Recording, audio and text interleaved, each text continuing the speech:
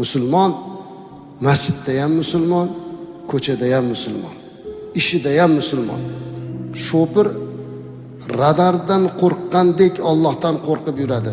Hozir ko'chaga ketayotganda hamma joyda radar qo'yib qo'yildimi? Har qancha tez ketayotgan odam to'xtayapti. Nimaga? Chunki u yozyapti, jarima to'layapti. Hamma hatto bir-birimizga aytib ham qo'yapmiz. O'sha qayerda borligini ham bilyapmiz.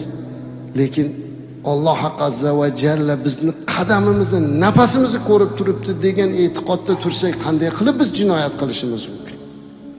Qanday qilib harakat yo'l qoidasini buzgani kabi hayot qoidasini buzishimiz mumkin? Demak, Allohga bo'lgan e'tiqodimizni, sadoqatimizni imtihon qilishimiz kerak. Hammamiz o'zimizni, boshqani emas. Biz juda o'rgandik boshqalarning amalini taroziga qo'yishdi. Hammamiz shu bilan ovoramiz.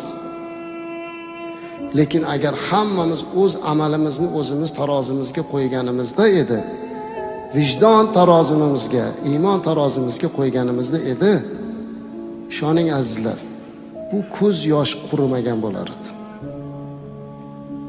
Alloh taolodan shunchalik xijolat bo'lardikki, shuncha gunohimiz bo'lsa ham, shuncha ma'siyatimiz bo'lsa ham, Alloh taolo bizga rizq berib kelayotganini, hayot berib turganini, imkoniyat berib turganini eslab ko'zimizga yosh keladi.